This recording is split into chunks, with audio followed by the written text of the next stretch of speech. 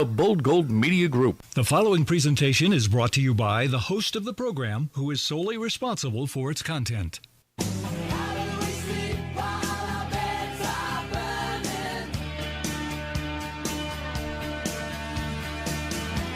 And from the top of West Mountain in Scranton, Pennsylvania, good morning, everybody. This is 94.3 FM, the talk of Sanity Check. Libertarian Lou, Tea Party Mike. X looks like he's on the line. We got Frank Sorek in studio. And if you want to start your weekend off right, you want to blow off a little steam, you got something to say, you give us a call, 888-577-4487. That's 888-577-4487. Good morning, Michael. Good morning, everybody down there in Wilkes-Barre, Scranton. It's just so everybody knows, it is as cold here as it is in northeastern Pennsylvania. So there's that's what no you reason get for jealousy. That's what you get, and that's what you get for picking on the Eagles. I'm going to say it before Sorek jumps in. but the advantage is that the gas here in Texas just didn't come. He has to dig it. Can we hang up on him? He has to give us that shot right off the bat.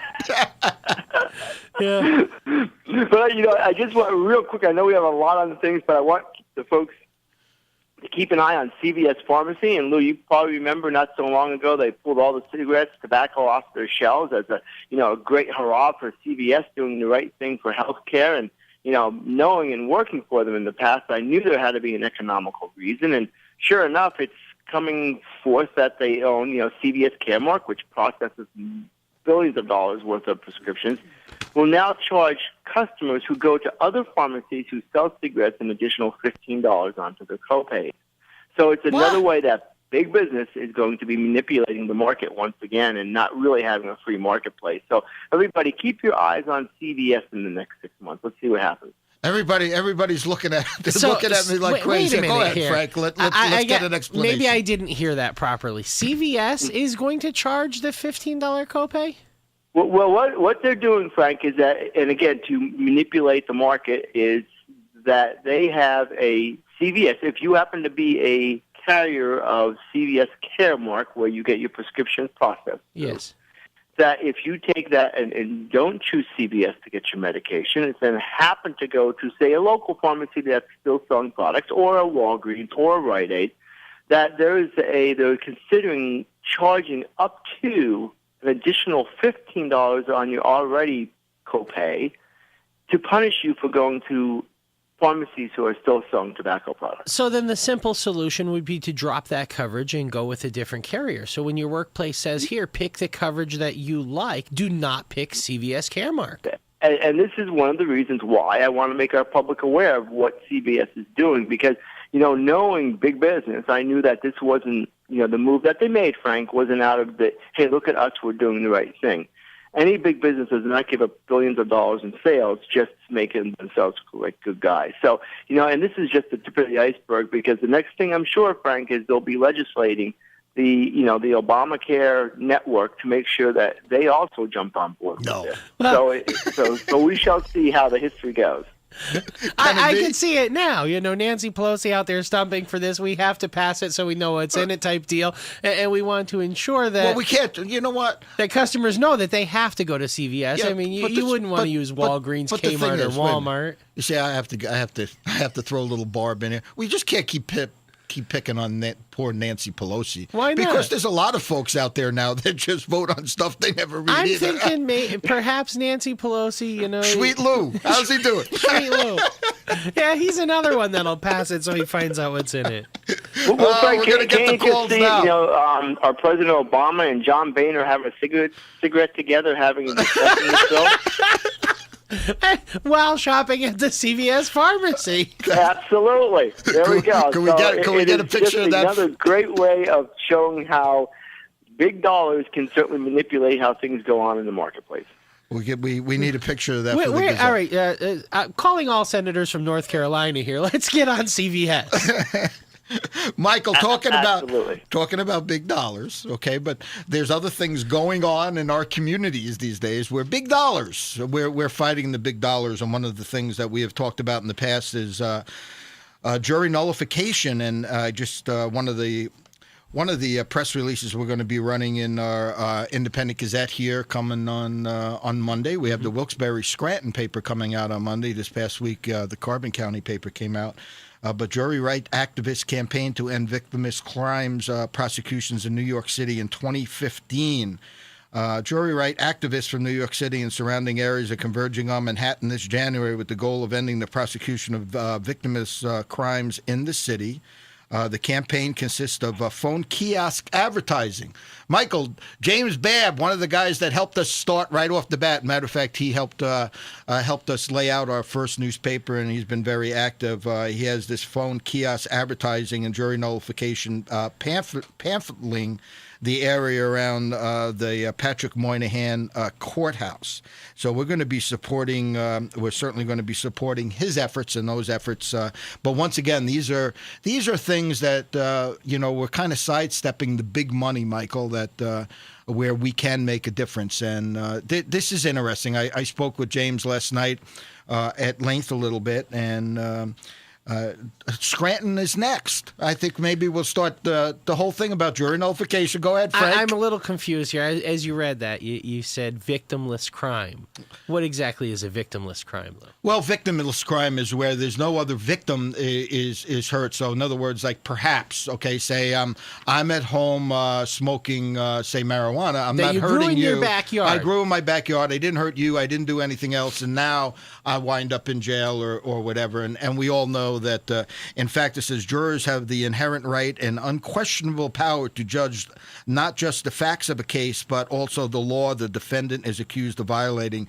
Jurors can vote not guilty when they consciously believe a just verdict requires it, even if they believe the law has technically been broken. And I think that's part of what we're talking about here. In that case. Michael, we do have a busy day. We're going to bring X on shortly. We have Mark Thornton will be joining us from the Ludwig von Mises Institute talking about money and what has happened with money and how it's being manipulated. What has the government done with our money? And so he's going to be coming on. But we have, I think, Gary on line too. Good morning, Gary. Good morning, guys. Thanks for taking my call. I'm actually out muzzleloader hunting today, so I'm not listening to the radio, but I wanted to give a quick call. Yesterday I was listening to a show, and they came out with a poll, and the number one concern with the American people right now is trust in their government. It isn't the immigration. It isn't Obamacare. Economic. Well, I imagine everything is in that poll, but trust in our government and are they actually doing the right thing is the number one concern of people in this country. So your show and other shows and what's actually going on, people are actually starting to wake up one by one and realizing we have a very corrupt and inept government that is turning the greatest country on earth into a third world socialist country. Thanks for your time, guys. Happy New Year, everybody. Have a good day. Good luck. Hey, well, I kind of wondered. Hey, Michael, that sounds almost like a legitimate poll right there. I wonder if that was the All-American and God We Trust poll Gary was talking about. It very could well be. I don't get it, Michael. I mean, Gary drops a bombshell like that we don't trust our government, and is honest and forthcoming as they always are. I just don't understand how anyone could not trust them. Well, it's funny, Frank, because I'm going to call into the show today. I'm thinking, I wonder if the NSA looks at my phone and says, why does he keep talking on this show every Saturday for an hour? So I'm sure they're probably just listening right in, and who knows? Maybe they're having a cigarette too. But, every now and again, when the call drops, I have to wonder: is that what's going on?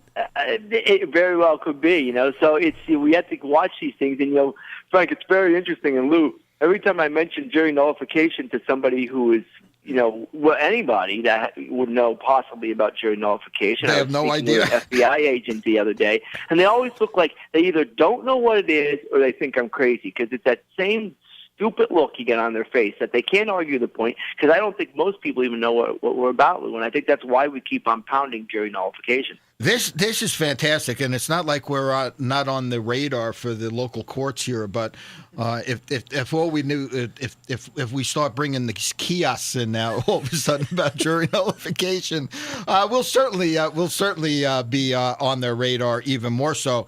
Michael, a couple other things here. We had a little disagreement here in the studio earlier today. We got great breaking news here about Wilkes-Barre everything, and Frank says no, you're not allowed to talk about it, Lou. It has to break in the newspaper on Monday. Why is this, Frank? Why is this? Because these are exclusive stories, exclusively published in the Independent Gazette, and we want our readers to be the first ones to experience this. Well, how about our listeners? No, well, our listeners, you're making a command decision. No. He says he's making a command decision. Will also hear about it next week here on Sanity Check. It's not like it's. We're keeping anything from them. We're waiting until the Gazette has a chance to publish this first.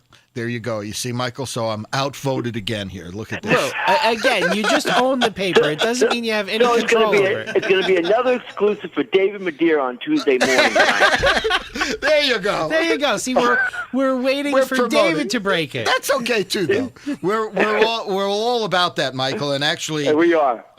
In our last segment today, we are going to talk a little bit about this. We the People, the Independent Citizen Review Board, forming to investigate the courts. And part of that, Michael, actually, is we're kind of doing something that, once again, I think breaking new ground, and we're reaching out to the other media and bringing these folks on and asking them to perhaps help what we're going to be doing, only because our number one goal is to certainly make sure that we could bring to light what's happening in these family courts and what's going on, and in courts in general. I actually was doing some more research because we'll be writing this article for the Gazette on Monday, and listening to Senator Schaefer. And you know when you go back and listen to things sometimes, Michael, like sometimes as we're writing these stories or doing certain things, we listen to what we're about to write about, or we play this stuff on the radio. But when you really have an opportunity to sit and listen what they're saying, and boy, she was ahead of the curve. She really was asking that we have the cameras in the courtrooms and have more transparency, more sunlight, what's going on in the courts. Well, it is true, and I was discussing Nancy Schaefer here in Texas with someone who used to be an editor in Washington, D.C., Lou. And as informed as she is, she had never heard of Nancy Schaefer. Nor had I until we had discussed it on Sanity Check. And so, I think it's important for everybody to get this information. And it is all about information, Lou. It's all about a populace who doesn't have the information needed to make good decisions. And that's intentional, Lou. One of the things, Michael, also is that I think we're going to bring X on, because X has always been one of the, obviously been with us for almost right from the start, and he's usually right on target with all these money matters. So good morning, X. How you doing?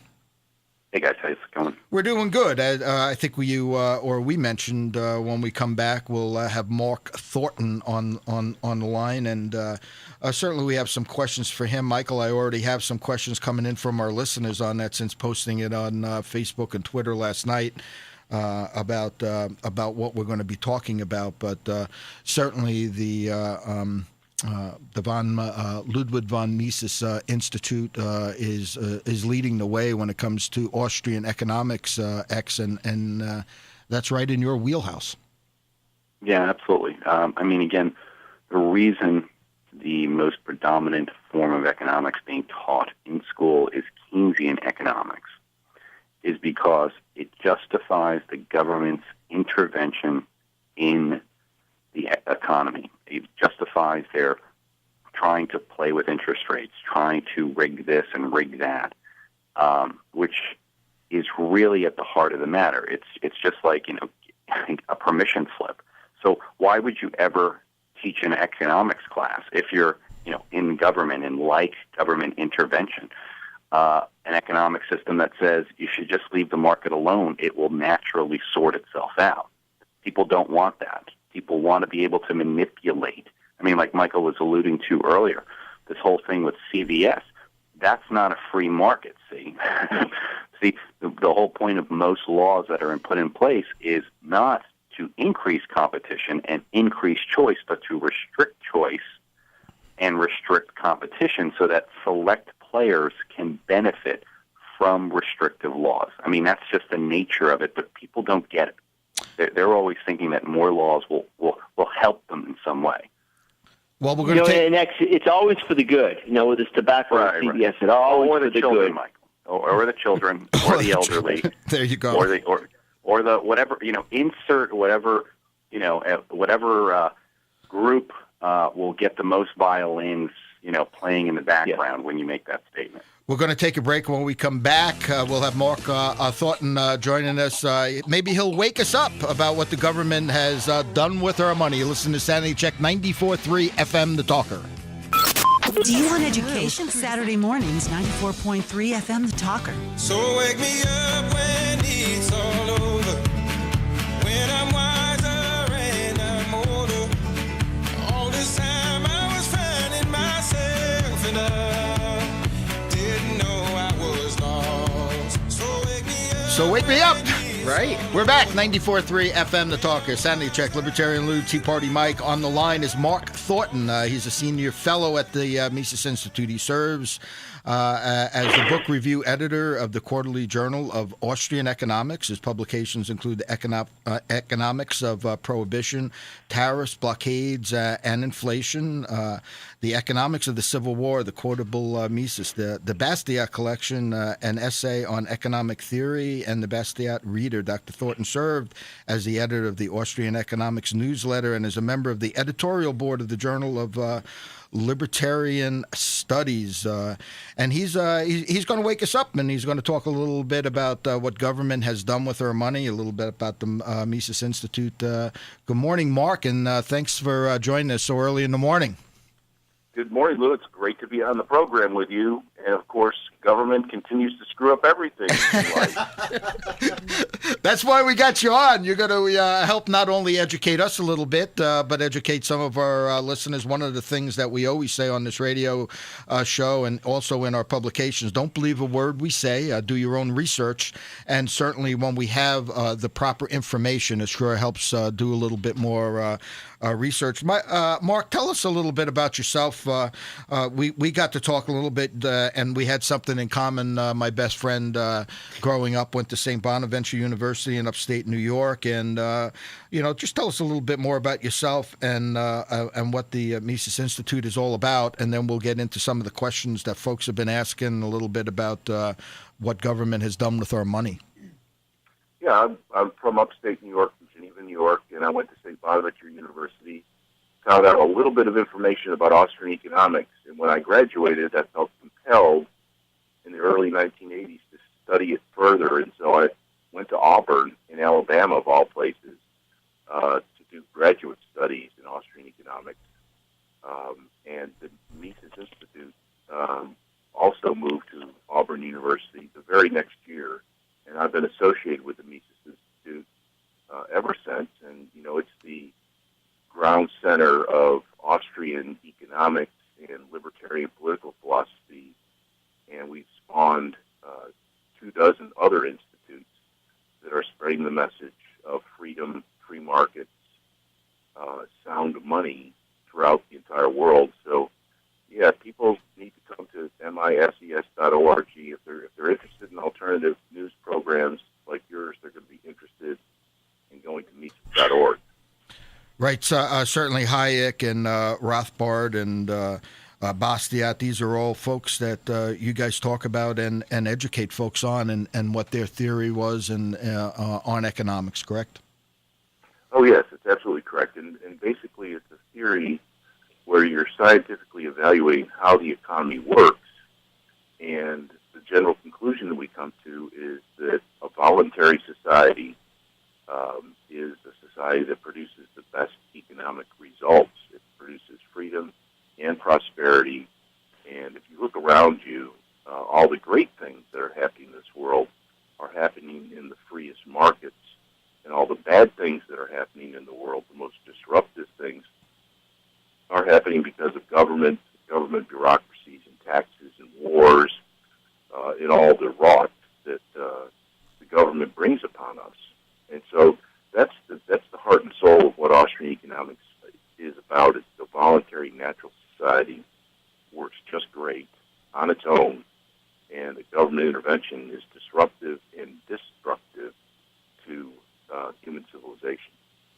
One of the topics you recently wrote about is what has government done with our money? Explain what that means. Well, what hasn't government done to our money? Right. One of the things that people don't recognize is that human beings have only had money at all for a few thousand years, and that it's during that period where society has really grown up from a primitive, almost animalistic type of society to one that's very advanced in intelligence. And we were able to do that as we evolved towards the use of money, where we recognized that we could make trades with one another, and certain goods like salt, for example, you could trade away your extra produce for salt, knowing that you could take that salt and buy something else with it, like a pair of shoes or some meat or something like that. And so those early moves by primitive social groups eventually evolved into the use of metallic money, such as gold, silver, and copper, and then those evolved into the use of coins. And a couple thousand years ago, that process was disrupted when government came in and took over a monopoly on the use of money, and it's been a destructive path ever since. And we've gotten to the point nowadays where our money doesn't have any tangible value. There's no gold, silver, or copper really in our money anymore. And as a result, the prices that we experience in the economy have inflated ever higher, and the dollar that U.S. citizens used in 1913, 100 years ago, when the Federal Reserve was founded, is now only worth about 2 pennies in that original money. So you give the Fed 100 years, and they inflate away 98% of the value, and you go back 200 years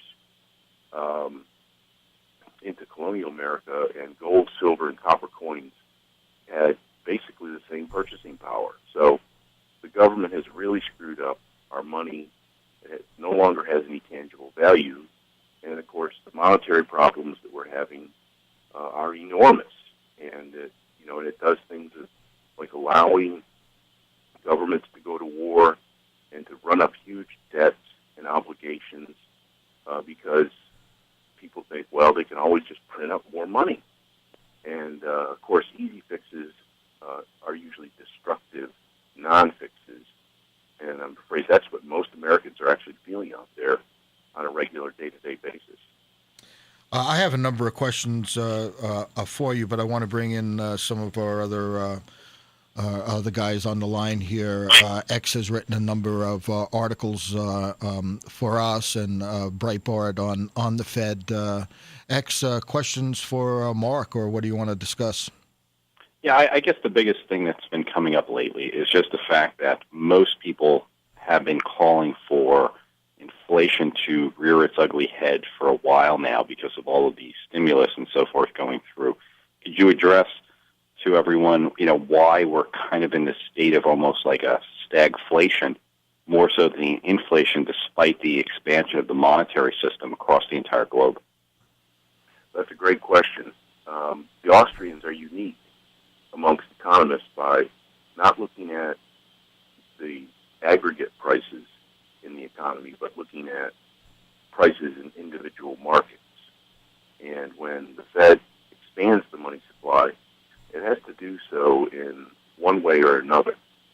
And in this case, all the expansion of the money supply has been basically into the banks and into the financial markets.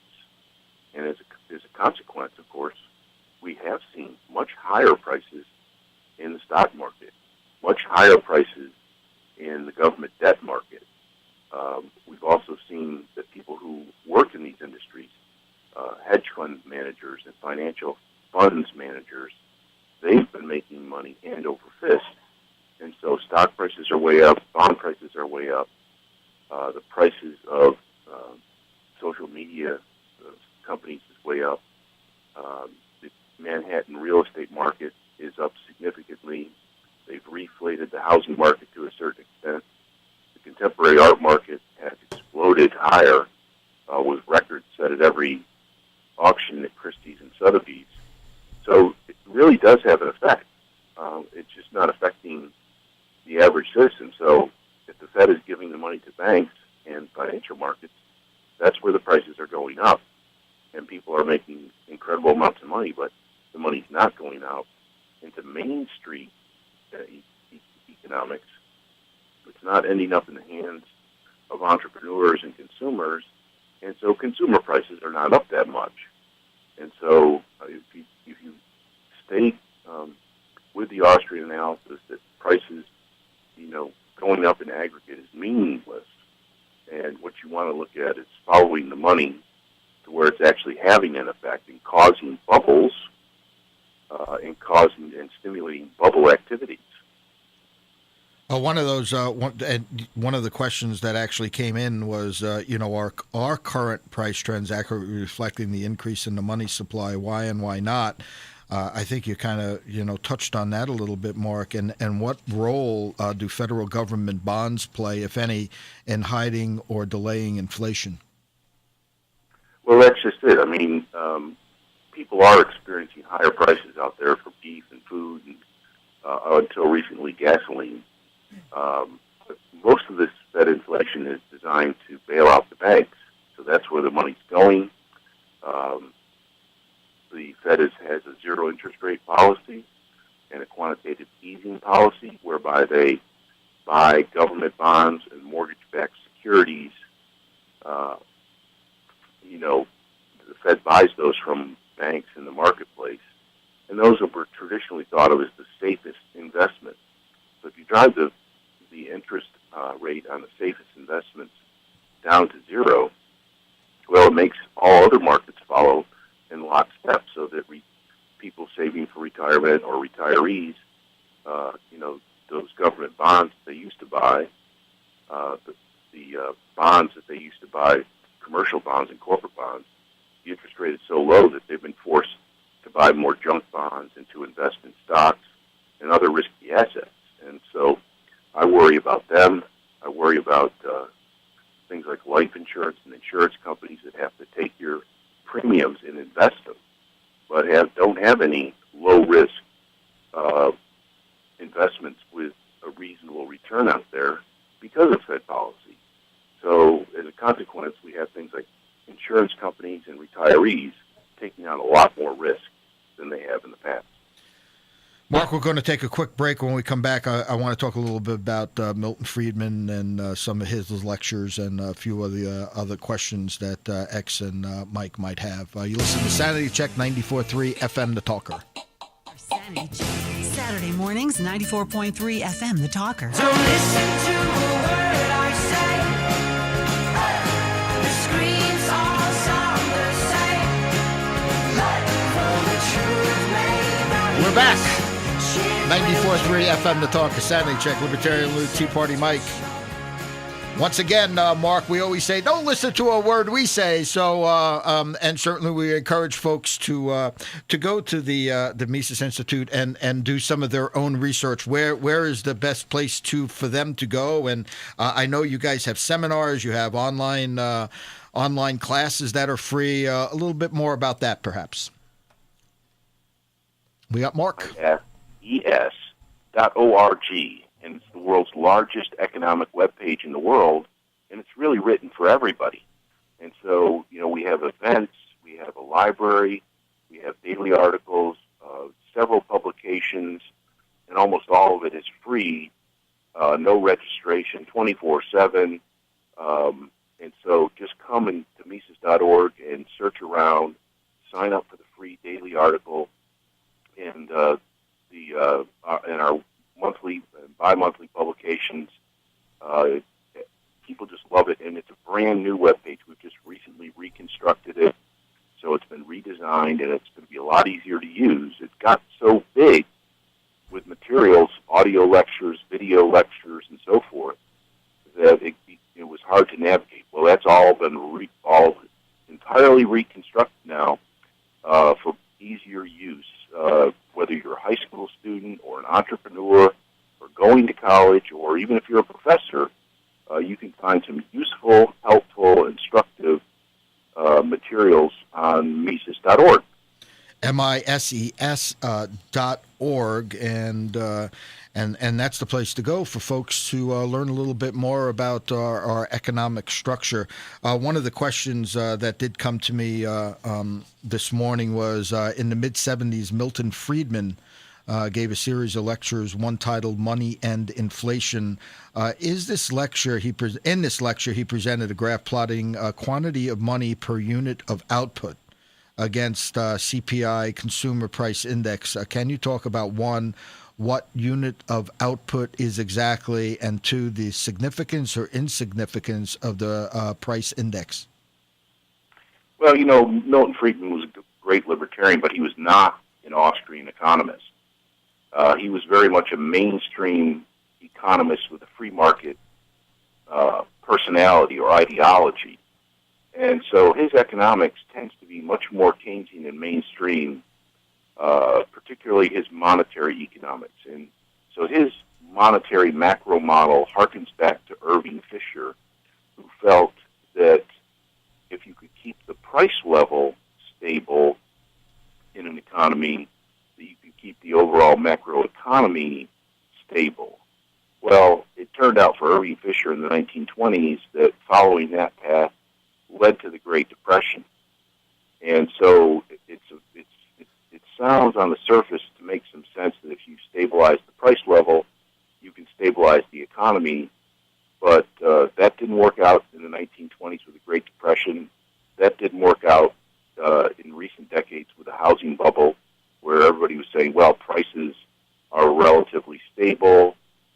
Everything is normal in the housing market. You can't lose money in the housing market, and things like that. And so stabilizing the price level is really not scientific from the Austrian point of view. We don't think that measuring aggregate prices is either scientific or scientifically or politically or policy useful. Basically, that money should be produced in the market based on market conditions rather than trying to plot some graph and to measure money in units of output. Those are things that are don't make much sense outside of the marketplace itself.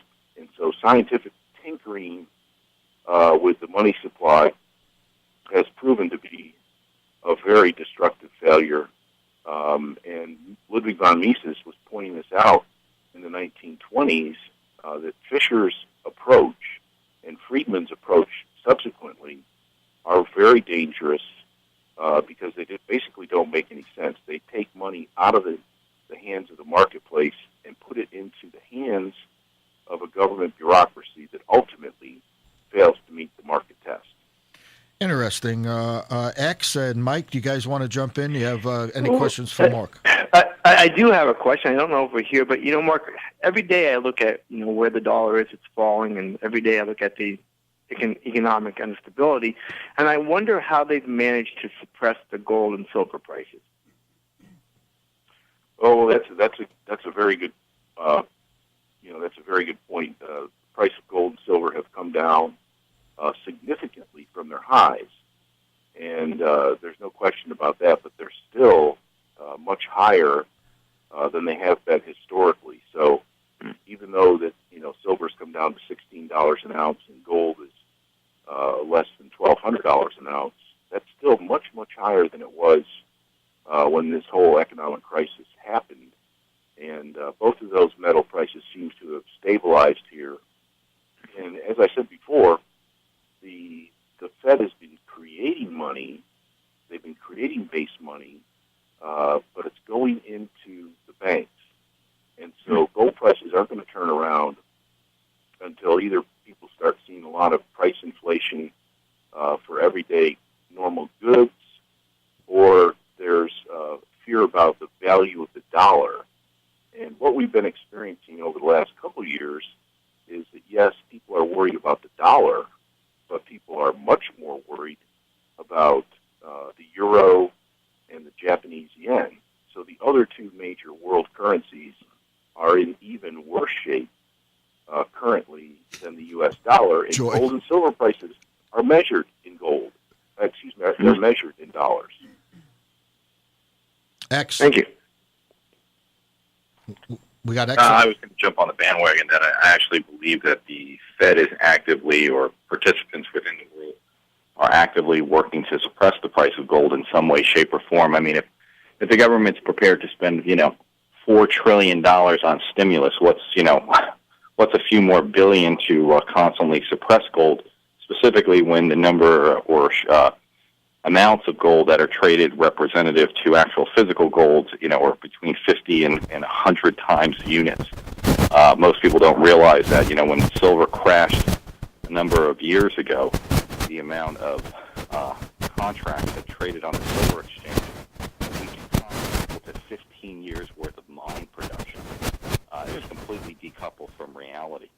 But going back to what we were talking about, is there anything in particular that if there was a couple of points that you guys would like to have the world just understand this? What would it be?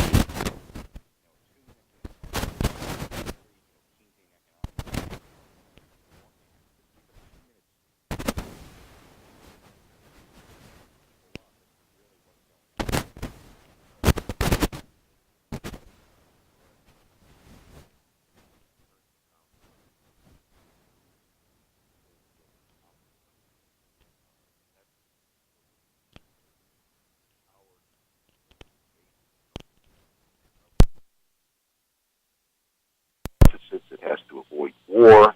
It has to avoid very costly programs, and so it keeps society much, much more stable. And the other thing is the destructiveness of Keynesian economics. Basically, Keynesian economics boils down to the government spending more money, whether it's through inflation or borrowing or taxing. It's the government allocating resources, land, labor, and capital. And those decisions, everybody knows in their guts. The government spending is inherently inefficient and, in many cases, destructive. So when, for example, you're measuring GDP and you're counting government spending, well, are you really getting anything for that? So yesterday's Mises Daily article, Joseph Salerno, Dr. Joseph Salerno, our vice president for academic affairs, basically lays that all out. That whole basic lesson is that Keynesian economics, advocating government spending, is really advocating the destruction of our wealth or our productive capacity and throwing resources into the dustbin of history and even destructive programs. And so sound money is very important, and eliminating Keynesian economic policy is also very important.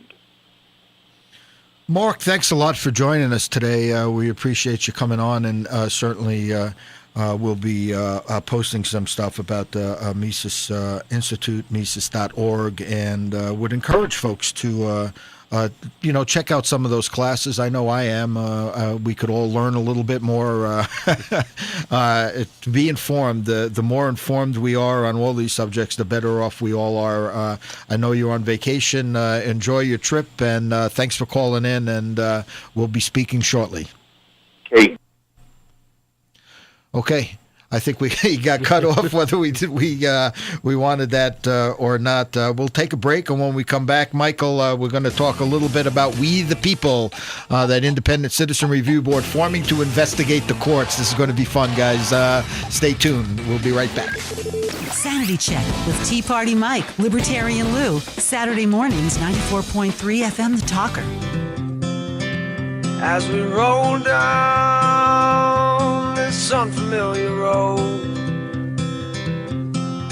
and although this wave is stringing us along,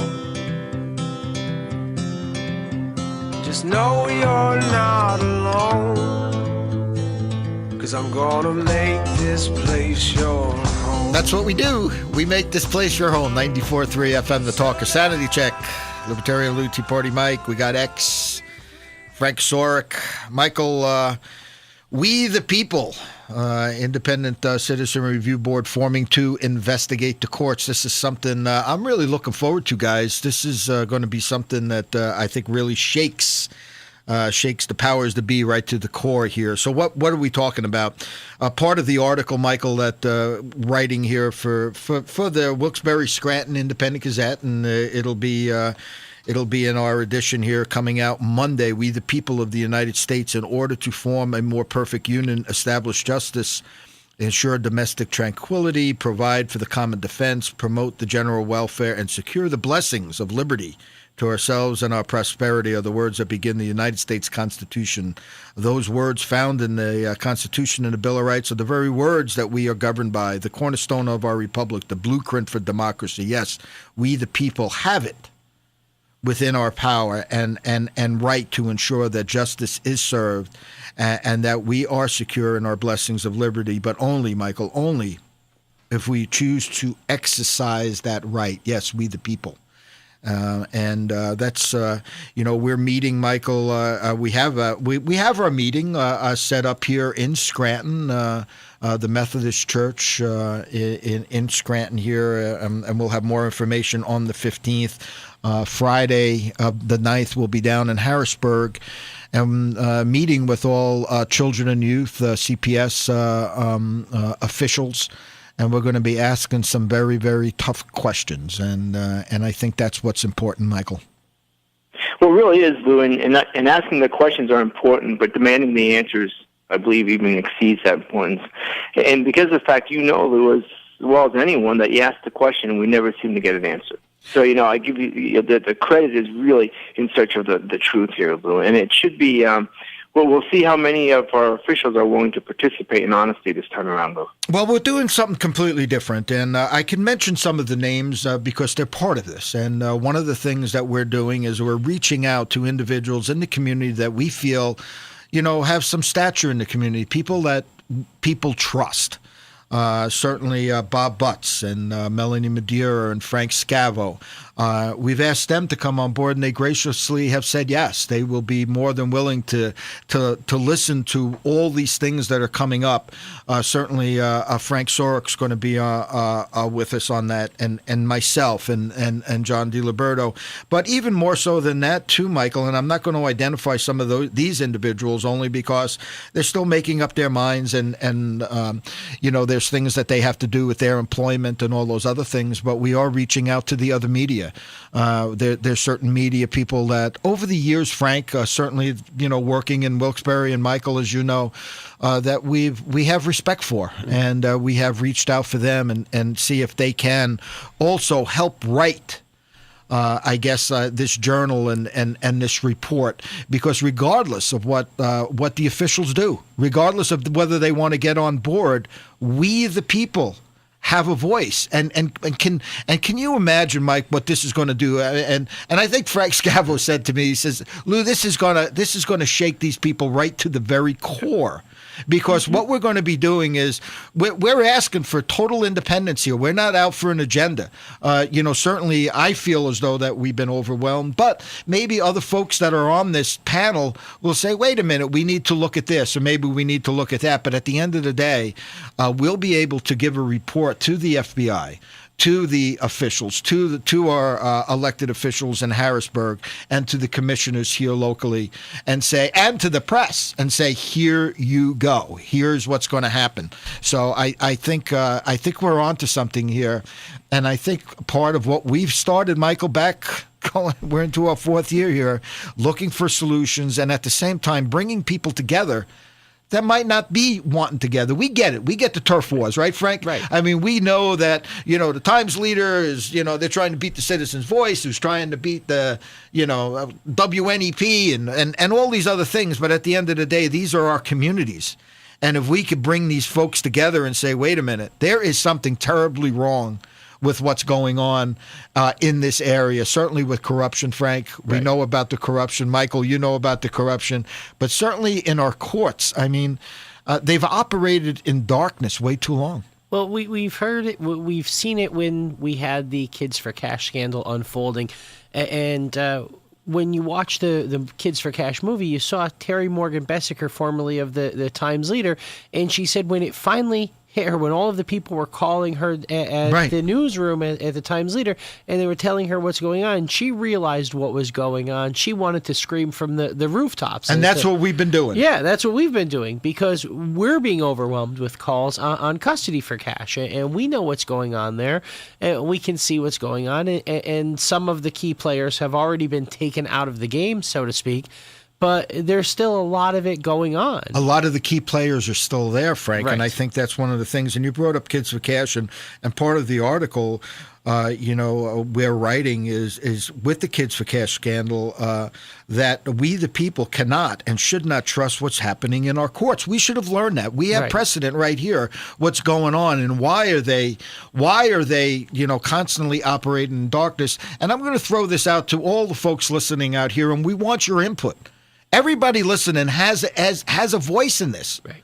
They could get involved with this. But I want to start changing that dialogue, Michael and X. Are they any more, ethical? Think about this. These are our kids. These are our grandkids. There's nobody more important. Somebody just brought up about the mob the other day, and what do? The first thing they target is the children, because that will make anybody, when your families are targeted, you become compliant very, very easy. Yep. So why is it? That's what Nancy Schaefer asked. Why is not only cameras in courtrooms, why is this not open? And they're going to come back to us, Michael and X, and they're going to say it's for the children. And I'm here to say we need to be there for the children. Is Conahan, is Chivarella, is the convicted felon Danielle Ross any more ethical or any more, qualified to be in those courtrooms than Melanie Madeira, than Bob Butts, than Frank Scavo, than you, Frank Sorek? Right. We all understand. We all understand that, we can't identify, the identity of a minor. We understand all those things. Well, let me just jump in here. Please, X, thank you. The greatest example of what a leader should be looking like. I mean, and I always go back to the movie Gladiator, okay? And it's a great example. There's this one part where the king or the emperor at the time says to Maximus, he says, Maximus, I need you to take over. I need you to run things because my child is a power-hungry, crazy guy. And Maximus says to the king, he goes, I don't want to do that. All I want to do is go back to my family and be with them and tend my grapes and so forth. And the leader says to him, he goes, but that's exactly why you're the perfect person. See, most of us will go about our days because we don't crave this power. And this is where the corruption comes from. Because remember, the nature of psychopaths is that they need to be in power in order to feel self-validated. So no matter what you do, that's why you always have to screen organizations, whether it be the Boy Scouts or police officers or whatever, because these crazies will always want to gravitate towards power. And that's why the average person is disgusted with politics because they're not attracted to that type of environment. What a great point. And that goes exactly to what we're saying here is we the people. And I want to get back to this too, Mike and Frank and X.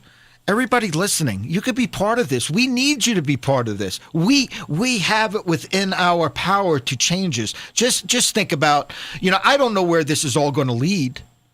I don't know what's right and what's wrong, and I'm sure we're going to get all different kinds of sides of these things, but there's not a person listening on this radio today. There's not one person listening that don't realize down deep that there's something wrong what's going on. Right, Frank? Go ahead. Absolutely. If there had been a citizen review board like this when Kids for Cash were going on, how long would it have taken to get to the bottom of that? If there were cameras in the courtroom, how long would Conahan and Chivarella have been able to do what they did? Exactly. It would have been exposed much quicker and a lot less impact to not just the families of the victims, but how about the taxpayers of Luzerne County who will forever be paying for that? That's another point. And so once again, Mike, I want to get you in here. You know how fast the time goes here, but it's really important to get across here right now that we don't have all the answers. And the reason we don't have the answers is that because we only get one side of it. You know, I'm here to tell you folks that, you know, we get constant reports of transcripts being manipulated, you know, files not, you know, missing, you know, so we're getting, you know, so when somebody comes to us, we're getting one side of it. And of course we have to be a little skeptical about, well, we only hear one side of it. We want to hear all the sides. But if the other side is not willing to give us that information, we need to search that out, Michael. Well, Lou, you're right. And, you know, I think about the other side, and I think of folks on the other side who really have their morals and ethics intact, except they were so afraid, Lou. They were so afraid of retribution from higher up. Oh, my goodness. And I think this is what this may do for us, is to get those who know what's right, who are just fearful to tell the truth. And I'm hoping that this is part of the solution, that this empowers them to come out and say, enough is enough, I want to tell my story. And that's one of the things that we're going to lay on these individuals at CPS. It's okay that they know. It's we're not trying to hide anything. But, you know, if they want to get to the bottom of this, and you know as well as I do, all you guys know, and our listeners know that they're going to say, of course we want to know what's going on. Okay, then make sure that they get a letter, make sure that they're informed, the workers are informed, that they could come to this independent review board and not worry about retribution from their boss, from their officials, and that they could talk with anonymity. Because we have to reach a point to allow people to come forward and start talking, and then with a voice, a unified voice, come forward and say, hey, this is what we're hearing. This will shake them up. Go ahead, Frank. Well, let me just one last question. Point. This is why the present administration has had a war on whistleblowers. More people attacked who are journalists and press, because no one wants a transparent government. That's it. And there is a war, and that's what we're going to say, a war on whistleblowers. Forget about all these other wars that we're in, war on women, war on men. How about the war on the people that want to have good government and know that they have a voice? Michael, we're done. We're out of time today, but certainly we're encouraging all our listeners to please get involved with us. We're doing this for the right reason. You know, Lou, and as always, God bless, and God bless this movement you guys are pushing forward, and, you know, it's all for the right thing. Till next week. Have a great weekend, folks. God bless, and we'll be back.